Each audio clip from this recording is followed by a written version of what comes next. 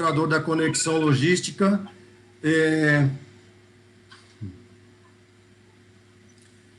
E estarei mediando a live de hoje. Primeiramente, eu queria falar rapidamente que a Conexão nasceu da inquietude de 4 profissionais com larga experiência em supply chain, com o objetivo de criar um local de conhecimento, de desenvolvimento para a área. O nosso plano é que todos participem, todos menos participem ativamente, que utilizem a Conexão para compartilhar informações, experiências, dividir dúvidas, provocar a cadeia de abastecimento, de modo que gere desenvolvimento para todos os profissionais e empresas. A Conexão nasceu há menos de um mês. Nós estamos, por enquanto, num grupo de WhatsApp, dividindo esse conhecimento, mas vamos desenvolver em breve outras plataformas e serviços. Essa semana a gente já colocou no ar a vitrine de oportunidades e em breve teremos outras oportunidades para todos que estiverem participando. E hoje estamos entregando aos conectados e demais participantes esta live que é resultado de uma pesquisa que nós fizemos com os membros sobre quais eram as maiores preocupações no meio logístico nesse momento de crise, de pandemia, tão novo para todos nós. E das opções que nós colocamos para votação, a que venceu foi quais são os desafios das transportadoras e operadores logísticos com a redução de demanda e quais as expectativas para o pós-pandemia. Tenho um grande prazer de ter com a gente aqui hoje 3 profissionais super experientes, altamente gabaritados, com muito conteúdo para dividir com a gente. O Enéas Zamboni, o Gustavo Freitas e o Daniel Brasil. É uma mesa de peso, tem muita coisa para a gente falar aqui. Agora eu quero convidá-los a se apresentarem e, em seguida, a gente começa com as perguntas. Enéas, primeiro, boa noite. Podemos começar com você? Muito obrigado pela presença. Boa noite, Alex. Boa noite aí também, Gustavo. Boa noite, Daniel. Todo mundo aí que está assistindo a gente. Bom, primeiro agradecer o pessoal da Conexão pelo convite. É uma honra aí poder participar com vocês, trocar um pouquinho de experiência, poder falar de um negócio que a gente gosta muito, né, que é a logística. Agradecer meu amigo Lupércio, que faz parte aí do time aí de vocês, grande amigo de muitos anos atrás, né, de Brahma ainda, que a gente nunca perdeu essa amizade, mesmo ele morando aí há tantos anos aí em Recife, perto de vocês. Falar que um pouquinho de mim, a minha carreira, eu tive o privilégio de uma carreira aí de um pouco mais de 30 anos, poder participar numa primeira metade dentro da indústria e na segunda metade dentro do varejo. Então, assim, e em grandes empresas, né? Empresas de portes e líderes no seu segmento. Obviamente, toda essa experiência vivida dentro da logística, quando, na época, na década de 90, nem se falava em logística, né? A logística ainda não era disseminada dentro das empresas, mas a gente foi abrindo aí os caminhos da logística e tudo que ela se tornou até os dias de hoje. Nos últimos anos, aí, a gente pode dizer na última década, dentro do varejo online, um baita de um desafio, um mercado extremamente novo, um mercado com poucos profissionais, com pouca idade, né? Hoje o e-commerce no Brasil está completando 21 anos. Então, assim, são muito poucas pessoas, muito poucos profissionais que convivem no dia a dia com e-commerce, num mercado altamente ligado à tecnologia, que muda a cada instante, e a gente, dentro da logística, tendo que se adaptar. Nesse período, a gente passou por inúmeras oportunidades, e dentre elas, de comandar uma transportadora quase que bilionária, de faturamento quase que bilionário, com abrangência nacional e de entrega, de milhões de entregas porta a porta, né, o que a gente chama de entregas fracionadas, para um Brasil totalmente diferente em cada canto que a gente pisava, participava. Então, poxa, isso foi uma experiência gigante, né, quer dizer, assim, a gente poder conviver com isso, entender as culturas de cada região e entender que também todo mundo queria participar desse negócio chamado e-commerce, que cresce aí 2 dígitos aí a cada ano e com certeza vem abocanhando um pedaço do varejo como um todo, né? E a gente poder fazer parte disso, quer dizer assim, poxa, é uma experiência que a gente quer dividir com vocês, Gustavo, que já é um velho conhecido também, né? Pô, o Daniel, que eu conheci agora esses dias, mas que também trabalha aí no ramo da tecnologia e fala diretamente com e-commerce. Deixar aqui uma conversa, aqui uma primeira polêmica para a gente poder dissertar aqui ao longo da nossa conversa, que é a disponibilidade que a tecnologia tem hoje. E quanto a gente acaba utilizando dela, né? A gente tem a sensação que ainda utiliza muito pouco. E no final do ano passado, início desse ano, montei a UX, poxa, uma empresa junto com os meus colegas que trabalharam, que desenvolveram o e-commerce ao longo desses anos, uma sociedade para levar essa tecnologia para dentro do e-commerce, para o ramo de transporte, para o ramo de tecnologia, porque a gente imagina que tem muita oportunidade e que a gente ainda utiliza muito pouco. E a UX nasceu exatamente para isso. Tem basicamente aí 3 pilares, um focado diretamente ao fulfillment, à operação do CD, outro ao delivery, que é a distribuição, a capilaridade, como eu disse, de distribuir porta a porta nesse Brasil. E a última vertical, a tecnologia da gente poder monitorar isso de uma forma em tempo real, sabendo que isso é possível, que hoje existem mais aparelhos celulares do que população no Brasil, que todo mundo está conectado, que todo mundo está chipado, e que a gente pode ter, sim, essa informação em tempo real de tudo que está acontecendo numa entrega, fazendo com que a satisfação dos clientes aumente e esse mercado cresça ainda mais, né? Então, esse é o grande objetivo da UX. É uma empresa bem novinha, que entrou um pouquinho antes aí da pandemia. Nós vamos conversar um pouquinho mais adiante. A pandemia, infelizmente, né, trouxe todo esse momento que a gente está vivendo em todo mundo, mas que para o setor de e-commerce, para o setor de entrega porta a porta, foi um alavancador. E hoje a gente vai discutir bastante aqui o que a gente está fazendo para poder absorver um volume que normalmente acontecia no varejo offline e que da noite para o dia a gente se viu obrigado a trazer para o online e toda a estrutura logística se adaptar a um mercado que talvez ele estivesse pronto no segundo semestre do ano que vem ou talvez em 2022. Então é isso que a gente quer conversar um pouco com vocês, mostrar que é possível, a tecnologia está na mão da gente e a gente poder realmente utilizá-la para buscar aquilo que todo empresário, né, que todo mundo que trabalha no ramo, que é aumento de qualidade, aumento de receita, com custos cada vez mais competitivos. Ok? Uma boa noite aí para vocês. Maravilha, Inés, maravilha. Muito boa a introdução, já deixou a gente aqui bastante ansioso. Guga, Gustavo Freitas, fala para a gente, por favor, um pouco da tua experiência. Boa noite, Alex, Enéas, prazer revê-lo, Daniel, os nossos amigos da logística. Primeiro, agradecer o convite da Conexão Logística. É um grande prazer poder aprender com profissionais de executivos da logística de tão grande gabarito. Então, a passar um pouco da minha experiência. Sou um executivo de logística que tenho 27 anos de operações, um executivo de logística 27, dos quais passei 20 anos, e uma boa parte dela como diretor de negócios do operador logístico Rapidão Cometa, onde eu era o diretor, o diretor do Nordeste. Passei 6 anos na FedEx e mudei o meu foco de logística para logística de infraestrutura. Tem uma startup de tecnologia, mas ainda muito embrionária em fase de teste. Mas essa experiência eu tive essa possibilitou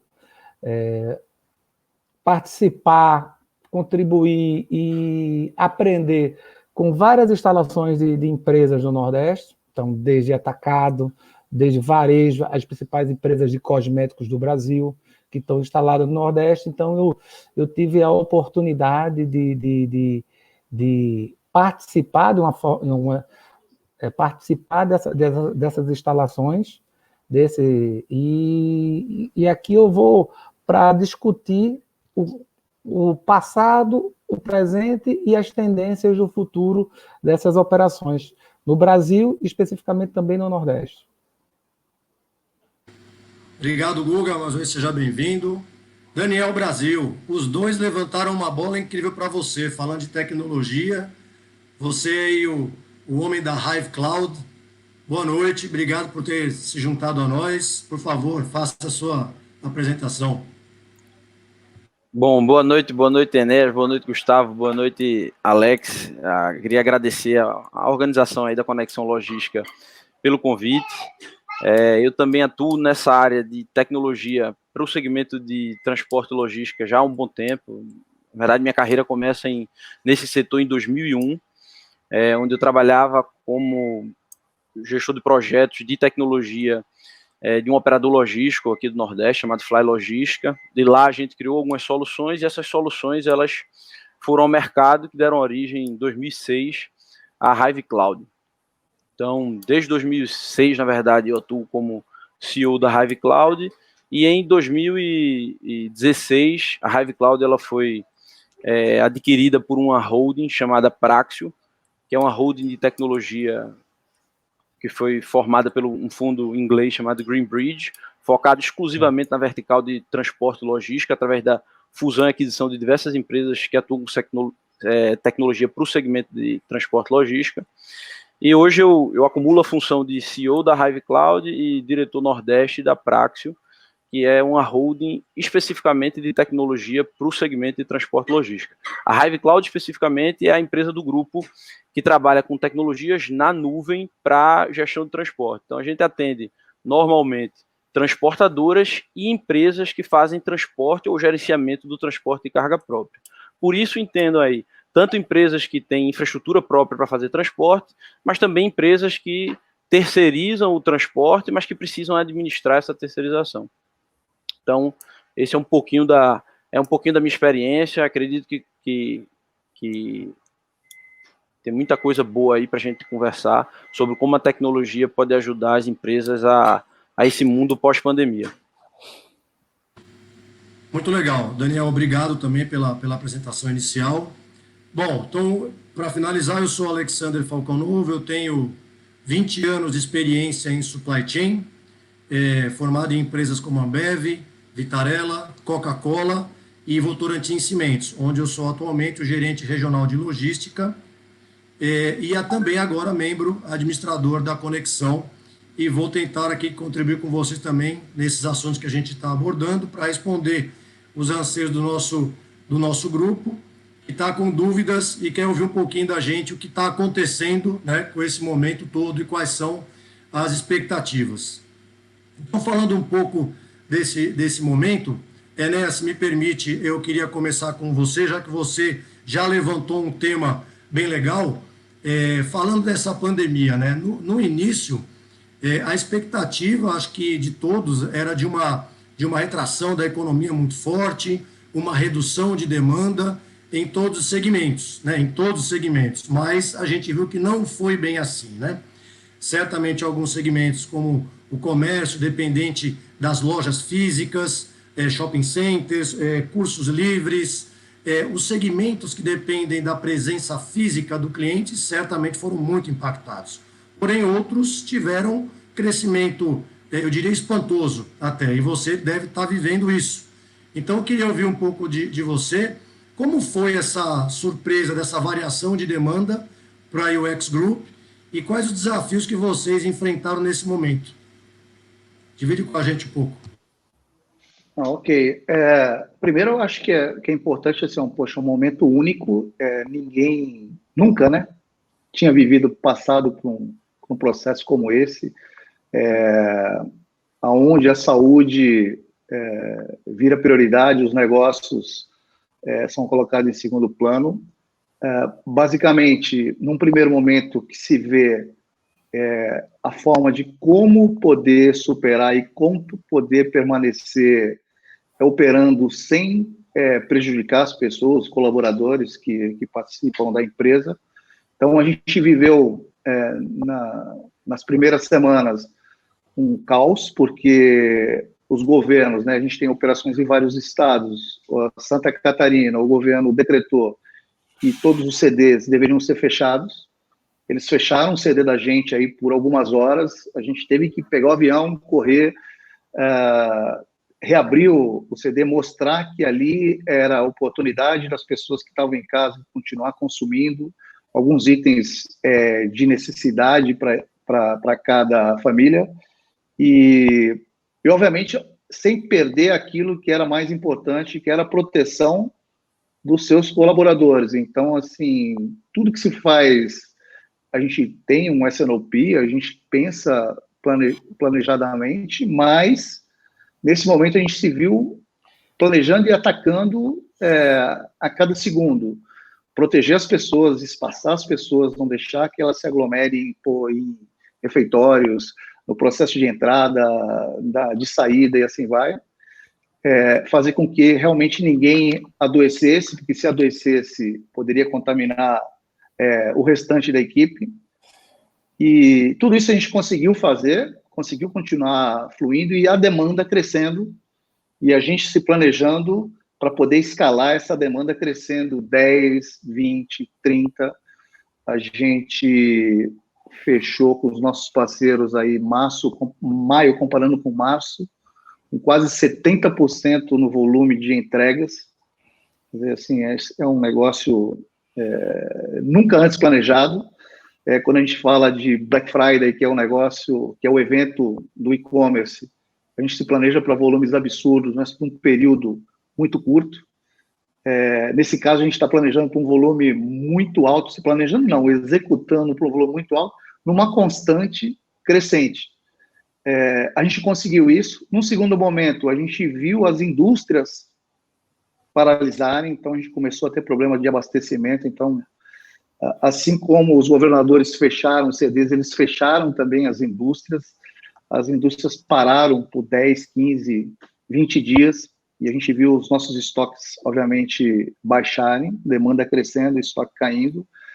Num determinado momento, a gente já não tinha alguns itens campeões de vendas, as pessoas utilizavam muito equipamentos para ginástica, vitaminas, tudo aquilo que levava à saúde, isso chamou muita atenção, cresceu fortemente a venda, e em torno disso, quer dizer assim, a gente viu uma cadeia que era escalável, principalmente na parte de CD, contratações de mão de obra, você esticando os turnos de trabalho, mas que para no grande gargalo do setor, que é o transporte. A entrega porta a porta é o nosso gargalo, e, consequentemente, o que aconteceu com a UX não foi singular.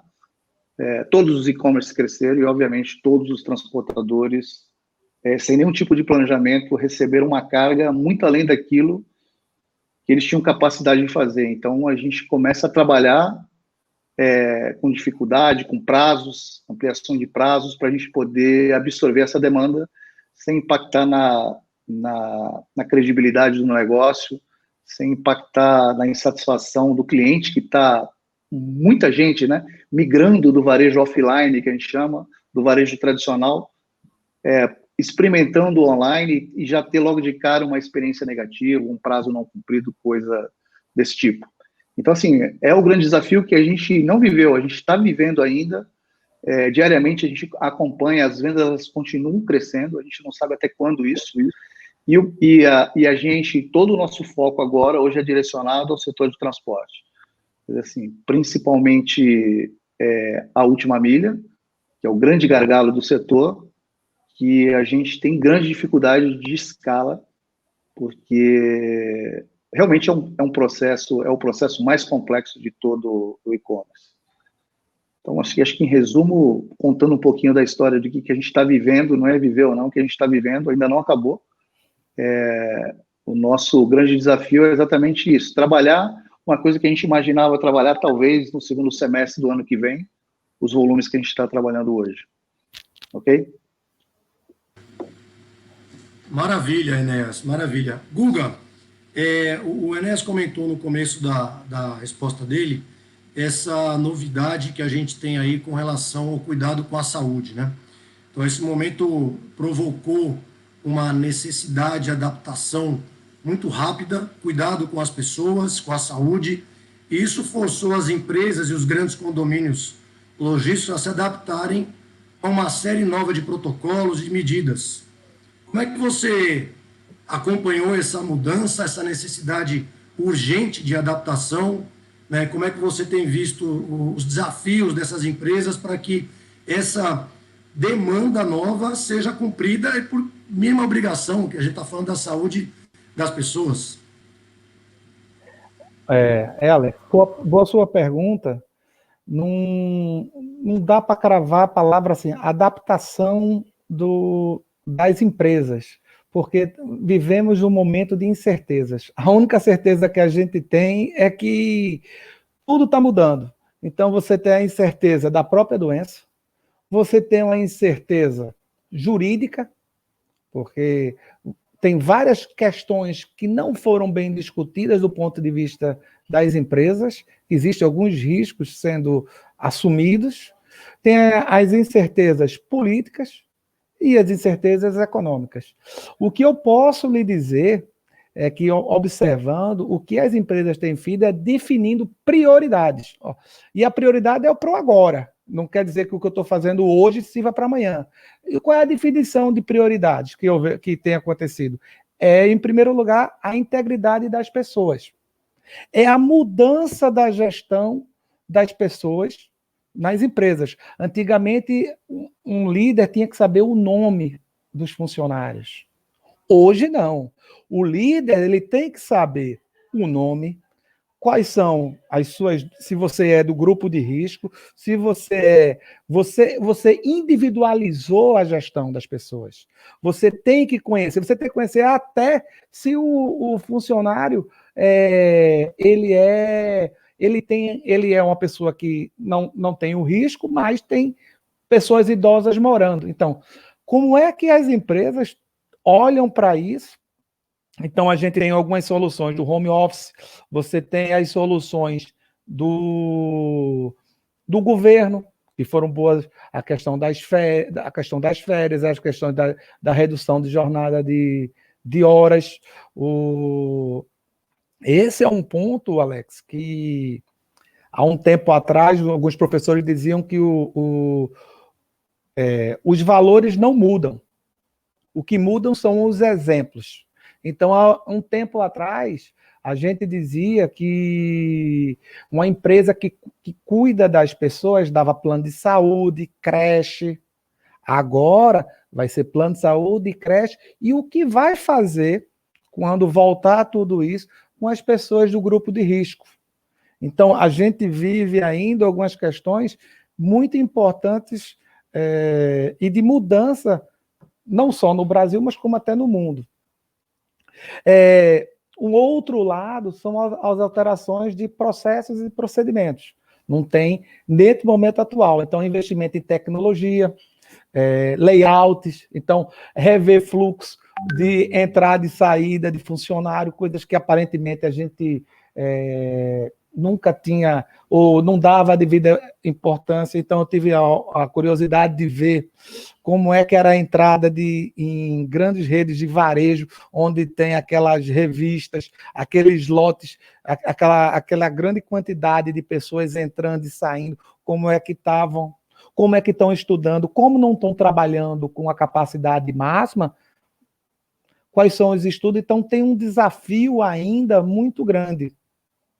E o outro ponto é a corrida pela aceleração digital. Então, tem que a corrida para essa aceleração para mitigar alguns riscos que, quando a economia voltar, ou o modelo, o novo meio de vida, o novo modo de vida, a gente está adaptado a ele.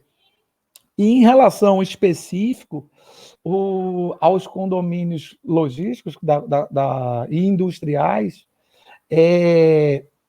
como antigamente, e essa é uma mudança, então, AAA, selo verde, agora como humanizar esses condomínios para que as pessoas entrem e se sintam seguras, como respeitando o distanciamento, não social, mas o distanciamento profissional, olhando de que forma ficar, mudando até premissas de construção. Então, está sendo estudado isso, se isso for, que ainda é uma incerteza, mas já tem estudos sobre isso. Então, você já vê na Europa e nos Estados Unidos mudança de conceitos construtivos e a gente vai ter muito trabalho no nosso segmento para poder se adequar a essa situação.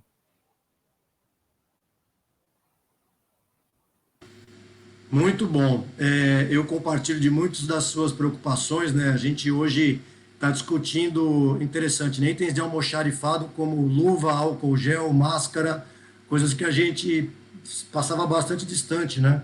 A medição das temperaturas na entrada de todos os negócios, de CDs, de fábricas, de indústrias, isso tem se tornado uma rotina e, como você falou, isso não vai ser eliminado tão rapidamente. Então, a necessidade de a gente se adaptar é gigante, né? É realmente um novo momento. Os valores que eram colocados no banner têm que estar escritos, vividos 24 horas por dia agora. Agora é a hora que a gente está realmente fazendo a mudança, né? O grande desafio Exatamente. é exemplificar os valores internamente, no nosso dia a dia. Exatamente, é isso aí. Muito bom. Daniel, os dois de novo levantaram a bola para você, falando de digitalização, de tecnologia. Né, o Enéas comentou o segmento do e-commerce, para ele operando com o e-commerce crescendo 20, 30, 40, 50 ou mais que isso nesse período.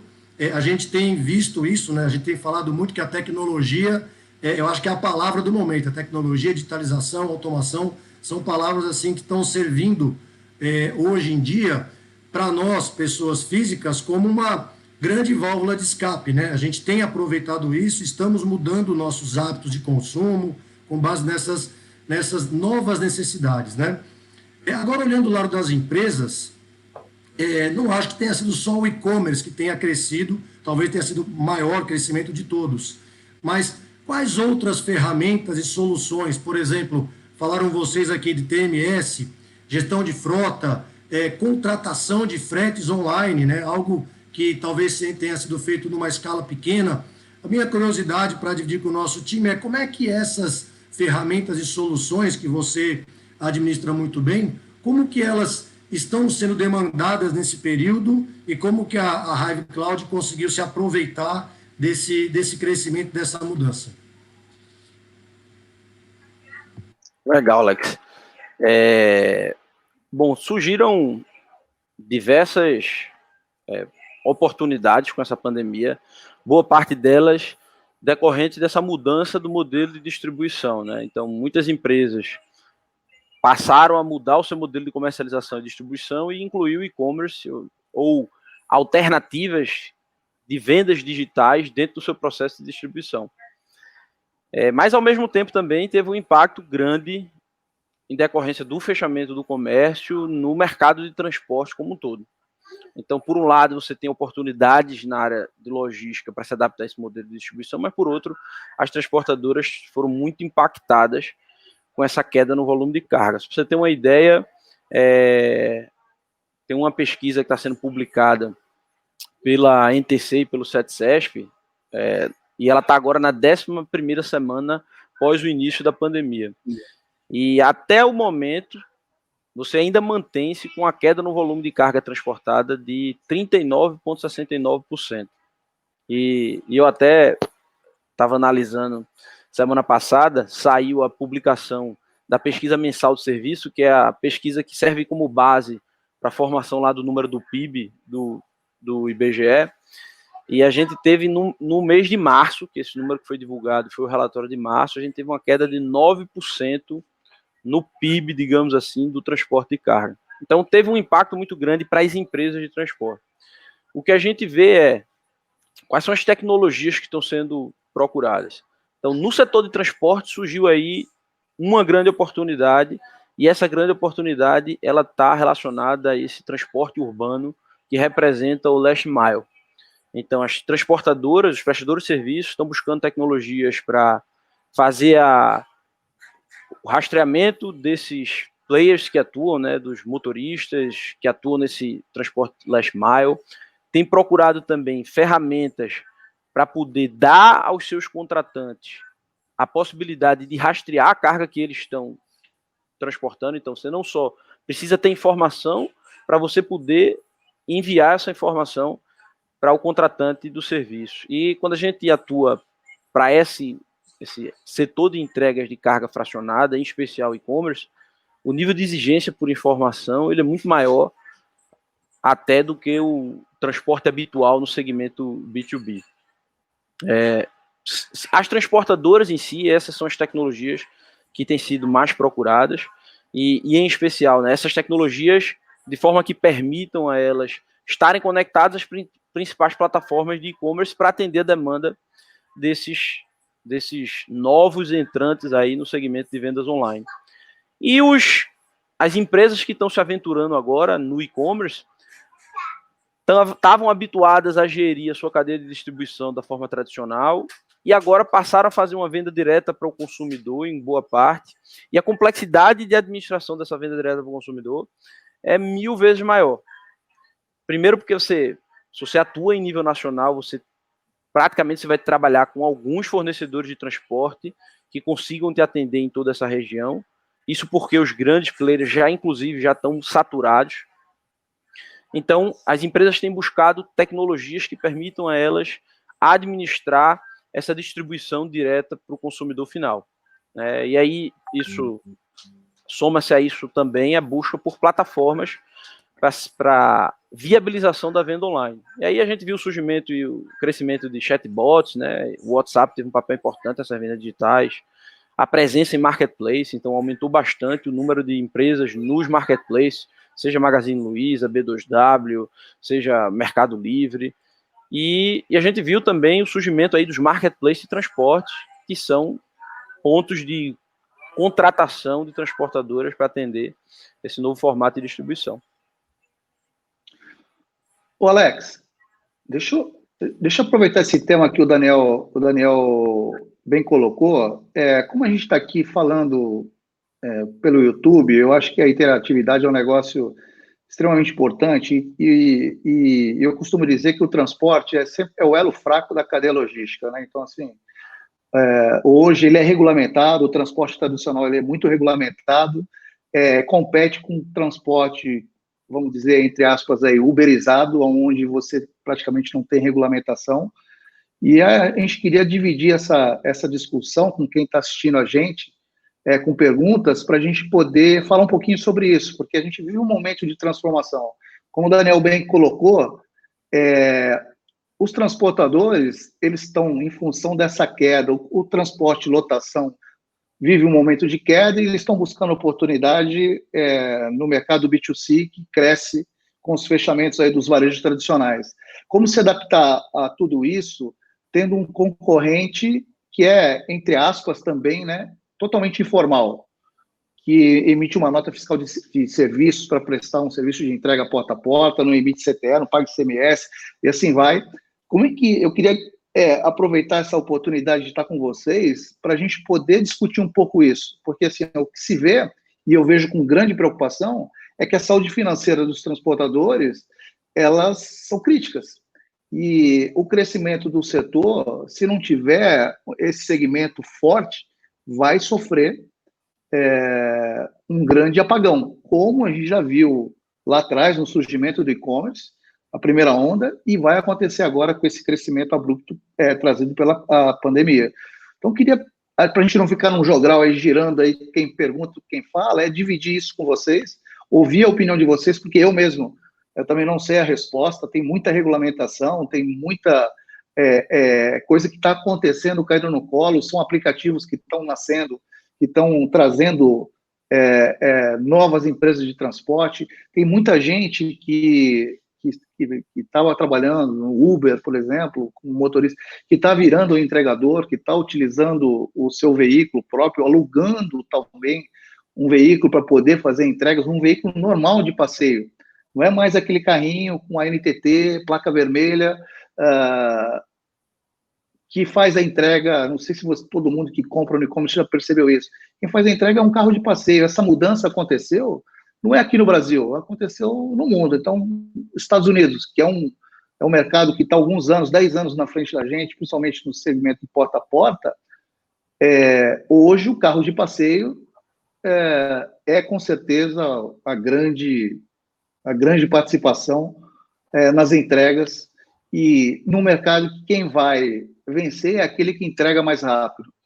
Então, que saiba utilizar essa mão de obra disponível, o Daniel fala bem, né? Utilizar tudo aquilo que a gente tem de disponibilidade para a gente poder realmente abastecer o segmento B2C com um novo perfil de profissionais, com um novo perfil de empresas que assim seja. Então, queria jogar essa polêmica aí para a gente poder conversar um pouquinho sobre isso, porque eu acho que é importante, e quem está assistindo a gente também ouvir opiniões, mas a gente sabe que isso vai acontecer, não tem volta, e que cada um pensa, que cada um pode participar aqui com a gente.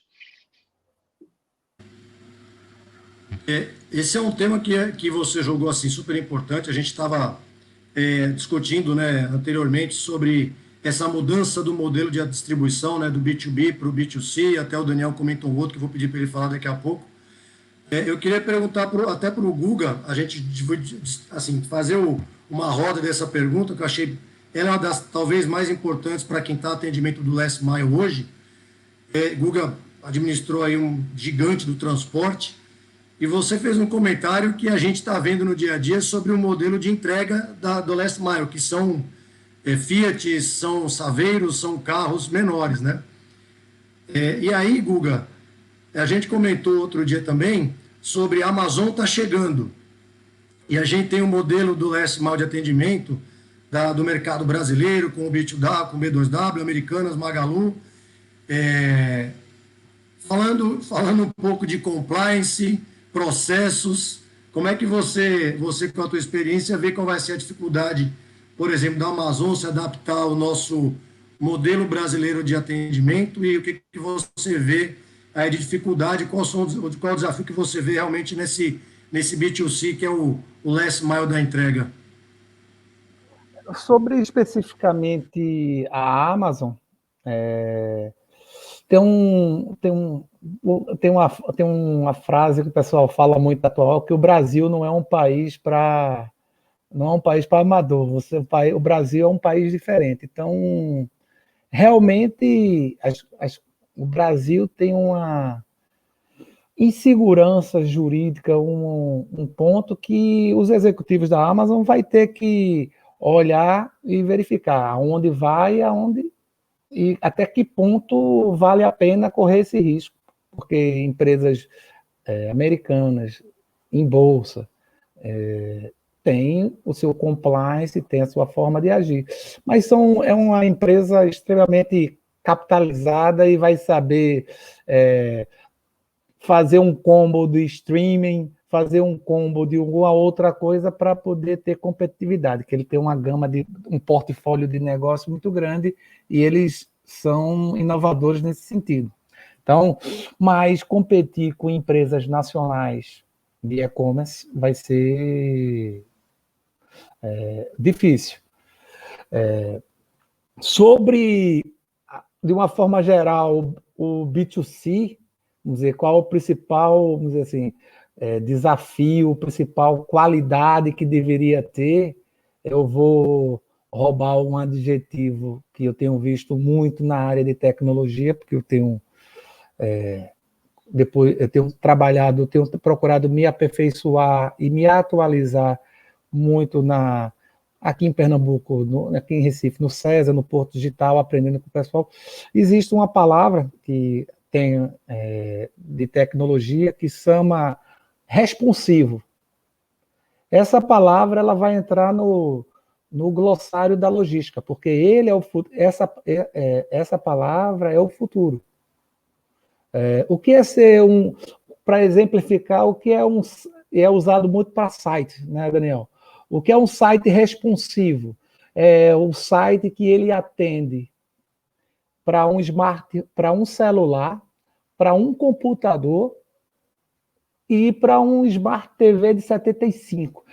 De que forma a logística ela consegue ser responsiva para as demandas que existem no mercado? De que forma? Aí você vai... E não é só, pessoal, eu tenho escutado muito também, transformação digital. Eu tenho um roteirizador que tem 38 algoritmos, tem mais algoritmo que entrega. Isso não é importante, mas só isso não vai funcionar. Porque você vai ter o desafio, como Enéas falou, do turnover do motorista de entrega. Como vamos beirar a casa dos 20 milhões de desempregados, muitos desses desempregados vão fazer entrega. E vai fazer uma vez na semana, uma vez no mês, uma vez como é que você entrega a carga e garante a qualidade total? Como é que esse gerenciamento dessas pessoas no momento da entrega? Porque entregar não é pegar no carro, pegar no CD e entregar, não. Tem todo umas documentos, tem todo a questão de ocorrências, tem as ocorrências proceda. Qual a diferença de estabelecimento fechado e entrega fora de hora? Então, não adianta o cara ter engenharia e ser entregador se ele não teve o treinamento. Então, esses desafios de gestão de pessoas desse turnover vai ser fundamental para o sucesso de uma empresa, tanto do B2B quanto do B2C.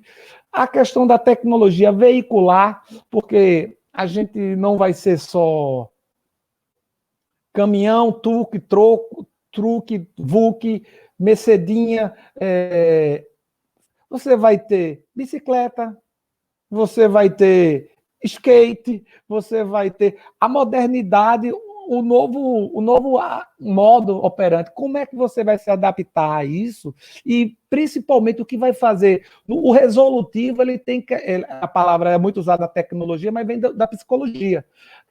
Tem a questão de fazer do ponto de vista social. É você não estar fazendo trabalho escravo, pagando de uma forma justa, uma forma coerente, uma forma que não classifique como subemprego.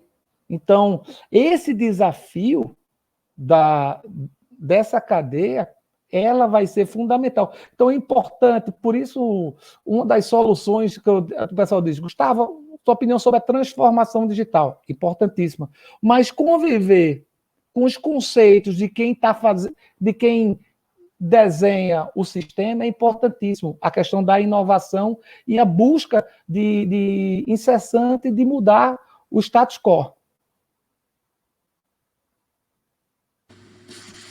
Fantástico, fantástico. Fazendo Daniel, uma complementação aí em relação a essa questão da carga fracionada, que tem dois aspectos importantes. Por um lado, a carga fracionada tradicional ela foi muito impactada. Esse relatório da NTC, ele mostra aí que a carga fracionada caiu tanto quanto a carga fechada, com a queda aí aproximadamente de 40% também. Por quê? Porque você tem aquelas entregas fracionadas que você faz nos pontos de comércio, shopping centers, você tem até, inclusive, a entrega fracionada em domicílio, que também caiu, porque diversos produtos eles tiveram uma certa redução no volume de compra. Alguns perfis de produto você teve um aumento de compra significativo, mas alguns outros produtos, que também têm uma participação relevante, tiveram queda de venda. Um exemplo desse é a venda de eletrodoméstico, né, em geral, teve uma queda significativa, equipamento mobiliário doméstico. Então, a carga fracionada também foi muito afetada e teve uma queda grande. O que aumentou exponencialmente foi um perfil específico de carga fracionada, que é essa aí, do last mile, da entrega porta a porta de pequenas encomendas. Essa daí aumentou significativamente. Mas, Daniel, me permite, quando a gente fala de B2C, D2C, a gente fala de tendência, né? Obviamente está vivendo um momento ímpar, mas quando a gente fala de B2B, a tendência é que a indústria chegue direto, os elos da cadeia logística tendam a diminuir.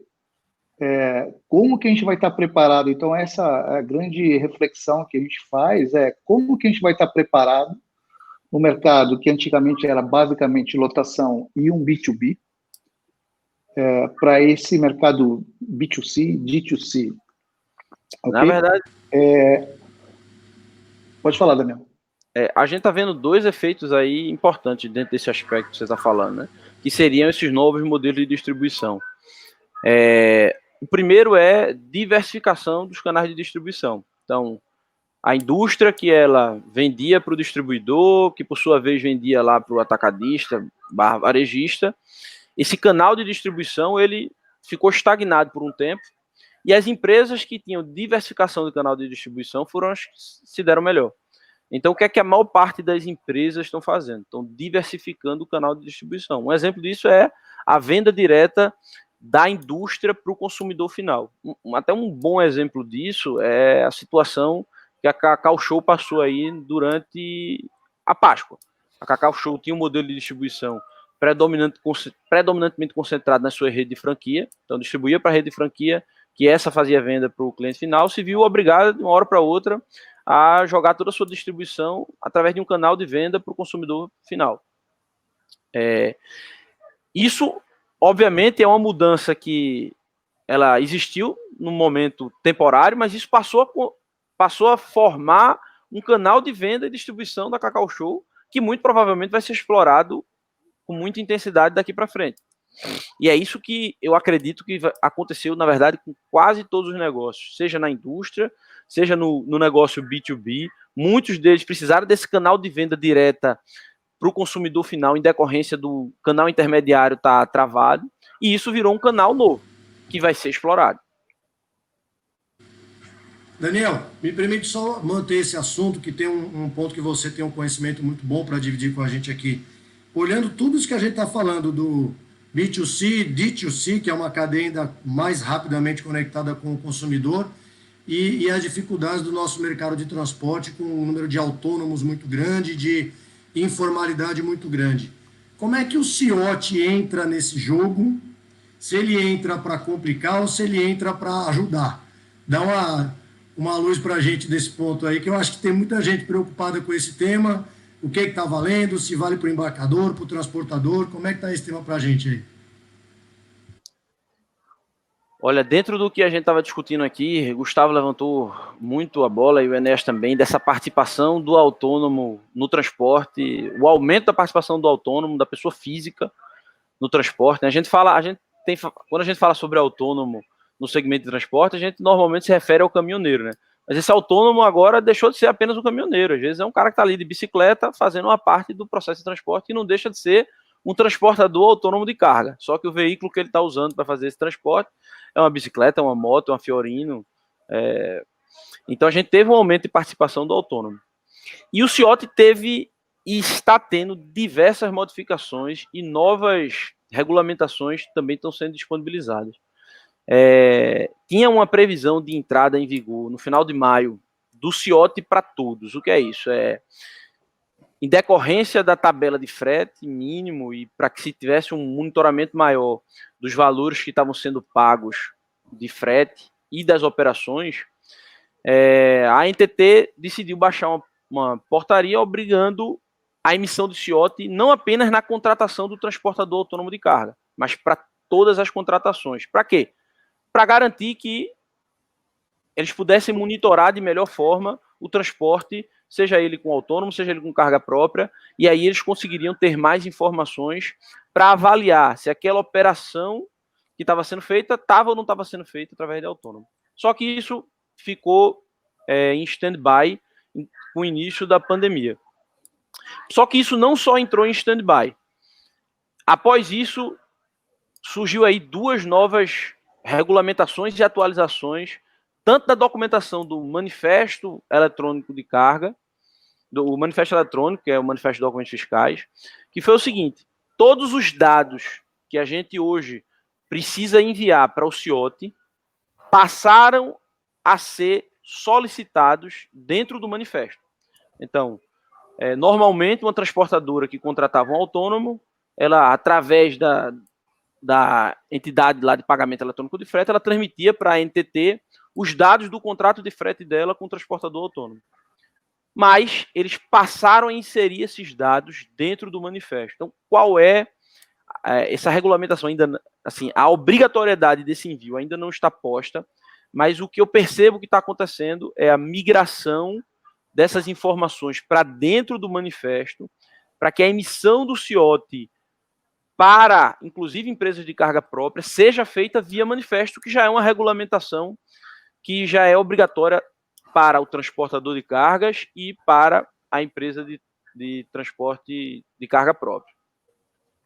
E, para complementar, surgiu a nota fiscal fácil, que é um mecanismo de emissão de documento fiscal a partir do celular, que ele não é síncrono, que ele não é síncrono. Você pode fazer a emissão, mesmo sem internet, que ela pode ser posteriormente transmitida para a Secretaria da Fazenda, e ele foi proposto um objetivo, inclusive, de atender essa necessidade do transporte autônomo de carga poder ser acobertado por um documento fiscal.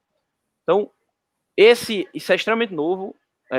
Na verdade, ainda está em fase de homologação a emissão da nota fiscal fácil, mas eu entendo que ela muito provavelmente será um divisor de águas nesse conjunto de documentos fiscais que envolve o transporte de carga autônomo, talvez até substituindo o CIOT. Um ponto que todas as nossas análises são análises sob o ponto de vista logístico. Quem mais gosta desse tipo de distribuição é advogado trabalhista. Quem mais gosta de e-commerce no nosso modelo é advogado trabalhista, porque existe a nossa CLT, ela é contrária a esses tipos de modelo. Transportar em veículo Fiat sem ANTT, o ANTT ele serve muitas vezes para comprovar que ele é motorista autônomo, carro pessoa física, sem documentação, sem nada. Um dos trabalhos que eu tive nesse último ano foi ver tendência de ações trabalhistas. E esses tipos de ação, provavelmente, se tem muita gente de e-commerce que está aqui escutando, ele deve olhar assim, isso aqui é o meu carro. Porque eu recebi várias ligações, eu tinha muita operação, e quem cuidava da parte eu era o preposto de algumas ações, porque como eu contratava, os acionistas diziam, vai lá você, porque você que fez a besteira. Então eu fiquei muito acompanhando essa vida de audiência. Então algumas empresas ligam para mim, vou dar a carta para justificar que o motorista trabalha para mim na atividade essencial. Entregar essa carta para o motorista, entregar lá na frente, o advogado vai usar, porque exclusividade, subordinação, são os requisitos legais. Então, esse tipo de negócio, no mundo logístico, a gente tem que ter. Não é só o custo de distribuição, o custo unitário, é qual é o valor do risco. Eu tô analisando todos os riscos da cadeia. Então, a operação logística, em transportadora, qual é o principal problema? Ação trabalhista. Se é uma empresa de muita gente, então você diminuiu as ações de motoristas com a NTT, com o CIOT, mas para esse mundo do e-commerce para ser competitivo, existe uma tendência de aumento muito grande que ela não acompanha a legislação nem de CIOT nem de a NTT.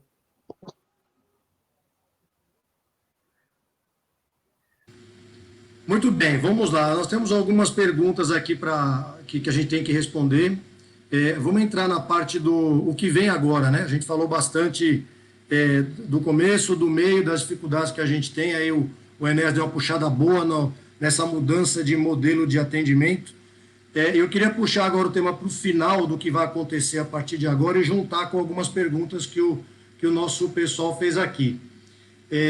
Bom, Enéas, assim, olhando aparentemente, pelo menos eu estou olhando pelo meu percentual de afastamentos, né, com as equipes que eu toco aqui, a gente está prevendo que passamos pelo grande pico, né? As pessoas têm retornado mais, a gente tem conseguido trabalhar de forma mais tranquila com a turma, com a cabeça fresca e tal. Aparentemente o pico está indo embora, né? Só que a gente está aprendendo muita coisa com esse período aí. O Guga falou lá atrás de o home office, as reuniões virtuais que a gente tem feito, centenas delas e sem nenhuma perda de qualidade ou produtividade. Mas assim, está passando por uma adaptabilidade, uma resiliência, muitas lições aprendidas incorporadas.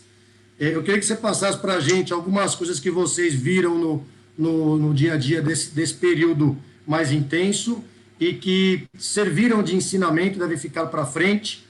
E se tiver alguma relação com a distribuição, nós temos uma pergunta do professor Júlio, perguntando o seguinte: quais as medidas preventivas que vocês estão adotando junto às equipes de distribuição urbana?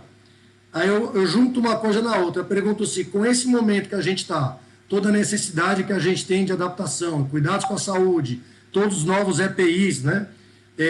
Como que isso foi levado para a ponta, para a distribuição, olhando a UX como um grande exemplo, e o que você vê de positivo que a gente vai manter para frente? Bom, Alex, eu acho que, como eu comentei anteriormente, foi comentado aqui também por todos, quer dizer, esse é um processo que a gente está vivendo inédito. Então, assim, tudo que a gente está fazendo é basicamente em cima de nenhum histórico, nunca vivemos antes, e particularmente, a gente vai, enquanto a gente não tiver uma solução definitiva para essa pandemia, para esse problema do vírus, nós vamos precisar aprender, nós, cidadãos, vamos precisar aprender a conviver com ele, se protegendo nossa família, de uma forma geral, uma via de duas mãos, quer dizer assim, não é só a empresa cuidando do seu cliente, o cliente também cuidando daquilo que chega na casa dele. Então, respondendo aí ao professor, tudo o que a gente fez e continua fazendo, primeiro, colocar sempre as pessoas em primeiro lugar, seja ele um colaborador da UX, seja ele os grandes guerreiros que ficaram durante toda essa pandemia dentro dos CDs, local fechado, quer queira ou quer não, confinado, mas com toda a responsabilidade, com cheques, com uso de EPIs, para a gente garantir a vida, que é aquilo que é o mais importante para todos, para a família de todos. E chegando na última milha, chegando no processo de entrega, realmente a gente poder criar uma cultura que já existe em outros países, né, de a gente poder pensar no próximo. Eu, como um entregador, que vou chegar dentro de um condomínio, dentro da casa do jardim da casa de um cliente, eu tenho que saber que eu tenho que primeiro me proteger e proteger o próximo. Não tem jeito, quer dizer assim, a gente aprender a conviver com esse vírus, a gente aprender a transformar a nossa empresa em um local seguro, com muita higiene, com muita preocupação com o próximo, né? Então a gente vê culturas como a do Japão, que usam a máscara quando estão gripados, resfriados. Então, assim, a preocupação de não transmitir aquele simples resfriado, aquela simples gripe para o próximo, eu penso que isso vai ser meio que incorporado à cultura, não só aqui do Brasil, acho que de todo mundo, que é o pensamento no próximo, coisa que o brasileiro tem uma grande dificuldade, mas que não vai ter outro caminho, porque, assim, a economia precisa girar, todos os setores, como bem disse aí o Daniel, quer dizer assim, poxa, sofreram e estão sofrendo com o problema da pandemia, os números são assustadores. A gente, como logística, que usou, durante todo esse período, principalmente a mão de obra, né, principalmente os nossos colaboradores, para poder continuar servindo aquele que não pôde mais sair de casa, para poder adquirir algum determinado item numa loja física, num varejo tradicional, que isso se multiplique para todo mundo, com a reabertura, das lojas, dos shoppings, que esse cuidado que a gente viu num primeiro momento focalizado para aqueles setores que ficaram à frente aí da pandemia, que continuaram ativos na pandemia, seja multiplicado para todos. Acho que esse é o grande desafio, né? Quando a gente fala especificamente de um negócio que é totalmente desconhecido e como ainda a gente não tem a cura, não saiu uma vacina para prevenir isso, então o medo vai estar sempre com as pessoas, e isso é uma reação normal do ser humano, e a gente vai ter que, devagarinho, ocupando, aprendendo a conviver, sem correr risco, sem colocar em risco os nossos parentes, e assim vai. Então, respondendo a tua pergunta, Alex, assim, para o setor, acho que cabe aquilo que é para a sociedade, né? Então, nós na UX, assim, poxa, estamos em casa, setor de escritório, setor de tecnologia, que é possível você trabalhar num home office, sabendo que cada um dos funcionários tem parentes que podem ser grupo de risco, até que cada uma das pessoas se sintam à vontade para poder retornar, ir para o escritório, sem nenhum tipo de trauma, sem nenhum tipo de problema que eu entendo que vai acontecer, que é o lado psicológico das pessoas, durante todo esse período. Utilizei muito da entrega porta a porta para alimentos, né, trazer refeição para sua casa, trazer qualquer coisa que seja nesse período. Vi a preocupação das empresas, de uma forma geral, de higienizar os processos, de deixar a encomenda na porta, de não ter aquela relação direta com o entregador. O que a gente espera é que isso se perpetue, porque, primeiro, é um processo ágil, rápido, de confiança, porque, assim, deixar na porta e ir embora, muito da cultura do brasileiro pode se aproveitar, não recebi, não assinei, não fotografei, coisas que a gente convive e que a gente não vê isso no resto do mundo. Então, assim, passa por um amadurecimento cultural nosso, mas que não tem jeito, que a gente vai ter que acabar convivendo com essa nova cultura, com esse novo modus operandi.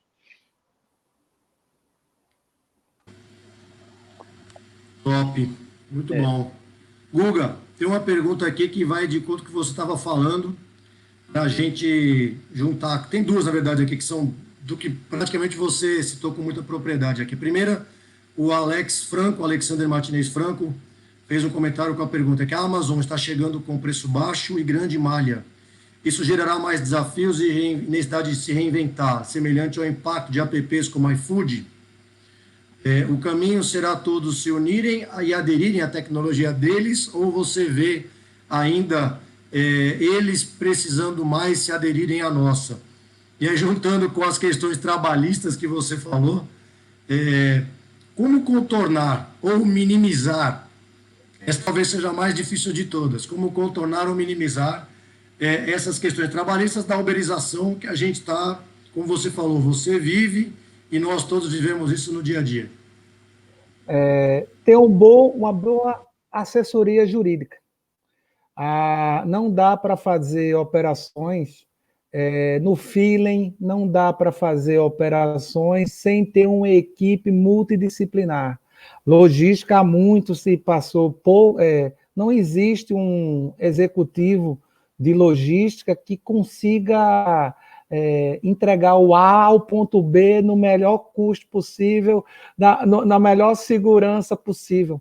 É trabalho de equipe, é uma equipe multidisciplinar, é analisar os riscos, e o importante é aprender com os erros dos outros. Então, eu posso te dizer que eu sou um dos executivos de logística que mais errou nesse sentido, porque meus padrinhos de casamento é tudo advogado. Porque a distribuição era de que forma a gente corrige. Então, o que eu posso dizer que eu errei como gestor é ter próximo advogados. O seu advogado, você não pagar só a mensalidade dele, é você usufruir. Você colocar no plano de discussão planos de prevenção, analisar riscos, do mesmo jeito que você analisa os riscos logísticos, uma empresa de e-commerce, uma empresa é muito mais do que entregar A para o ponto B. Você tem mitigações a serem feitas, a serem analisadas. E esse é o ponto. A outra pergunta... Não estou escutando. Está em mute. Da Amazon, deixa eu ler para você aqui. É do Alexandro Franco. Ele falou que a Amazon está chegando com preço baixo e grande malha de distribuição. Isso vai gerar alguns desafios e necessidade de se reinventar. E aí pergunta se isso vai gerar mais necessidade de desafios e de reinventar semelhante ao impacto de apps como o iFood, ou o caminho será todos se unirem e aderirem à tecnologia deles? Você acha que eles vão emplacar o modus operandi ou eles vão ter que se adaptar ao nosso modus operandi? Mais ou menos isso. Eu acho que eles vão usar a estratégia deles. E vai ser muito positivo para o mercado. É muito bom que empresas do nível da Amazon se instalem no Brasil, se instalem no Nordeste, porque isso capacita os profissionais. Então, eu vejo uma oportunidade de visitar, de aprender, de olhar, muito bem, muito boa. Do ponto de vista de competitividade, eu não acho... Eu não tenho o síndrome de cachorro vira-lata. Tem muitos operadores de e-commerce no Brasil que são muito bons. Tem problemas? Tem, mas são muito bons. Então, eu conheci Enéas na B2W. Eu conheci... eu pude ter o prazer de ver a operação da Magazine Luiza, eles são muito bons. O que é bom nisso, que eu acho que a gente tem que valorizar, é a concorrência, desde que ela seja justa, desde que seja legal, desde que os menores preços não sejam dumping, desde que... Então, importante esses conceitos, e para nós da logística, a gente vai ter uma oportunidade de se reinventar, de aprender, excepcional. Eu estou muito motivado com a vinda deles. Quero ter a oportunidade de pesquisar, de estudar, da mesma forma que eu tenho estudado Mercado Livre, da mesma forma que eu tenho estudado B2W. Eu estou extremamente motivado que eu quero que a Alibaba venha, se instale um grande CD aqui, para a gente aprender tecnologia, para a gente ver de que forma a gente faz. Porque o principal problema do Brasil, o pessoal fala de PIB privado, PIB público, o principal problema do Brasil chama-se produtividade. Então, a gente tem que ser produtivo. Então, eu acredito que o ponto que eu quero ver é o seguinte: a Amazon vindo para cá, ela vai ser mais produtiva do que a B2W, ela vai ser mais produtiva, separação hora, homem, volume, do que a Magazine Luiza. Então, a gente vai ter uma chance muito grande de aprender e até ter uma chance de torcer que eles tragam práticas boas, que a gente consiga copiar e se aproveitar disso. Muito bom. Daniel, tem uma pergunta para você também. Eu vou usar o mesmo mote que eu falei com o Google e com o Enéas sobre qual é a tua expectativa, você como uma pessoa ligada diretamente, exclusivamente à tecnologia de informação voltada para o meio logístico. Durante esse período você viu algumas mudanças de comportamento, você viu provavelmente uma mudança do empresariado, né, olhando os investimentos em tecnologia, buscando novas ferramentas para auxiliar, seja na área de produtividade, seja na área de custos. Então, minha pergunta para você é, o que você acredita que veio para ficar e que vai virar parte da estratégia dessas empresas que estão olhando com outro viés para a parte de tecnologia, seja para produtividade ou para custos, e olhando com a pergunta da Cristiane, se já existe alguma tecnologia hoje para o consumidor final rastrear sua entrega do transportador, por exemplo, um modo de localização via WhatsApp, se tem algum tipo de forma de rastreá-lo via WhatsApp, se tem alguma conexão com isso, mas olhando também o que você está vendo de incremento de tecnologia, mudanças do mindset do empresariado nesse momento, o que você acredita que vai continuar e vai ser relevante para todos nós?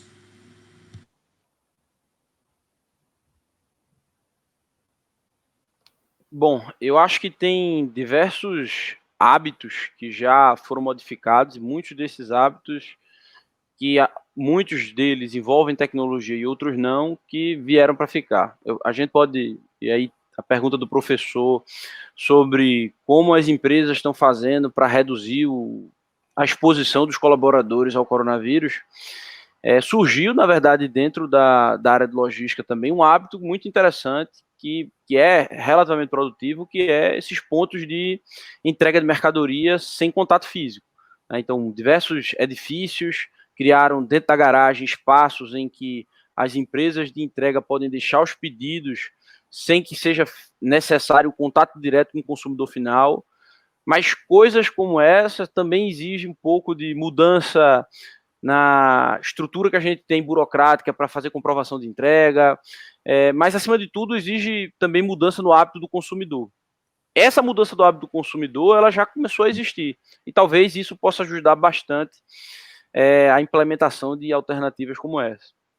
Em termos de tecnologia e de coisas que vieram para modificar, a gente vai ver aí dois grandes espectros da tecnologia sendo utilizados. Eu acho que o primeiro espectro da tecnologia é o espectro da tecnologia colaborativa, tecnologia como ferramenta de colaboração profissional. Então, muitas empresas vão passar a adotar o home office e utilizar tecnologias necessárias para isso, seja tecnologia de videoconferência, seja tecnologia de telefonia via voz sobre IP, seja tecnologia de cloud computing, para transferir a sua infraestrutura de data center para a nuvem, para facilitar o acesso de seus colaboradores. Então, esse é um dos espectros que vai vir para ficar também, que já estava em um certo movimento, só que ele antecipou esse movimento de transformação digital da maior parte das empresas. O segundo é o espectro de modelo de distribuição. Então, a maior parte das empresas ela vai trabalhar na digitalização da sua força de venda, boa parte dela já fez isso, ou na digitalização do seu canal de venda. E isso nós não estamos falando especificamente apenas do e-commerce. Às vezes nós estamos falando de e-commerce, mas nós estamos falando de meios de venda digital. E aí existem vários canais de venda digital. Muitas empresas vão reduzir, se não eliminar por completo essa força de venda física que estava na rua visitando clientes, fazendo venda, por descobrir que existem outros meios que podem suprir essa necessidade como canal de comercialização. E por fim, você vai ter um conjunto de novas tecnologias dando suporte a esse modelo de distribuição last mile. E aí nós vamos falar desse modelo que a gente já tratou muito hoje, de economia compartilhada, com pessoas físicas usando seus ativos próprios no processo de distribuição. A gente vai falar de robotização, então vai haver uma grande antecipação da robotização. Esses locais de pontos de coleta e entrega, seja para logística de entrega, mas também para logística reversa. Então, diversas tecnologias e hábitos passam a ser presentes nas empresas a partir de agora. A grande dúvida que fica é a representatividade que eles vão ter no curto e no médio prazo. Boa parte disso hoje tem uma representatividade muito grande, mas não se sabe como essa representatividade vai se comportar com o retorno da normalidade do canal de distribuição habitual do varejo. Muito bom, muito rico, né? Pessoal, foi assim muito legal. A gente está aqui pouco mais de uma hora conversando. Vamos chegar agora no final. Queria pedir a última palavra de vocês, uma mensagem final, apenas agradecer a cada um a presença e a contribuição. E, Enéas. Bom, Alex, poder agradecer, participar com vocês deste bate-papo, conhecer mais profundamente cada um de vocês. Poxa, eu acho que isso é muito importante, essa troca é sempre muito bem-vinda. Vi aqui a participação do pessoal, dizer que a Cristiane que a geolocalização é uma realidade, é possível isso, quando ela pergunta se um WhatsApp pode localizar uma entrega dela. A tecnologia, como eu disse aqui no começo, ela está disponível, falta a gente ir lá e buscá-la e colocá-la em prática. Dizer que tem um outro tema aí para uma nova conversa, que eu acredito muito na desregulamentação, essa é a palavra, né? Porque, Guga, se a gente pensar tudo que vem pela frente, o Brasil não vai ser produtivo, como você mesmo falou. Se a gente pensar em todas as regras que tem hoje, como existia, por exemplo, um motorista de táxi ter um alvará para ele conseguir a placa vermelha para poder circular, todos os custos envolvidos nisso, versus um simples motorista de Uber X que tem um carro bem popular, com custo nenhum, com taxa nenhuma, competindo de igual para igual. A primeira briga, né, foi grande com os motoristas de táxi, e aí os motoristas de táxi viram o seguinte, que era melhor vender a placa deles, o alvará deles, e comprar um veículo e virar Uber, porque ele ia ser menos regulamentado. Eu acredito que isso vai acontecer também no transporte de carga, a gente é muito regulamentado, o Brasil precisa ser menos regulamentado para que ele possa competir mundialmente com todos. Então, a tecnologia dá essa possibilidade, vai acontecer, está acontecendo isso, essa, entre aspas, informalidade, né? O que a gente chama de informalidade, que para mim é simplicidade, não é informalidade, é simplicidade, para que todos possam prosperar e o Brasil crescer. Eu sou um otimista, eu quero que o Brasil vença. Menos Estado, mais o privado, a livre concorrência, como foi dita, sem dumping, para que todos possam prosperar. Penso muito nisso, acho que essa troca é uma troca de conhecimentos importantíssima, espero ter ajudado em alguma coisa, e dizer o seguinte, que a gente vai continuar lutando para que a tecnologia prospere e que ela seja mais forte que todas as regulamentações que existam hoje no país, seja no nosso setor ou em qualquer outro. Pessoal, muito obrigado, uma boa noite, obrigado aos amigos aí. Valeu, Enéas. Guga, mensagem final. Primeiro, agradecer mais uma vez a Conexão Logística pelo convite, foi um prazer, foi uma noite de aprendizado, aprendi muito hoje, agradeço a Alexander, a Daniel, a Enéas, que foi muito importante, e dizer que toda crise tem um fim. Então, cabe a gente, é um momento para refletir e enxergar as novas oportunidades para a gente se reinventar. Então, a gente ter aquele sentimento, principalmente nós da logística, nunca acharmos que temos a solução na mão, ter a humildade de estar sempre buscando novos modelos, e acho que esse é o ponto. Então, queria deixar essa mensagem e desejar muita saúde a todos. Obrigado, Guga. Valeu. Daniel.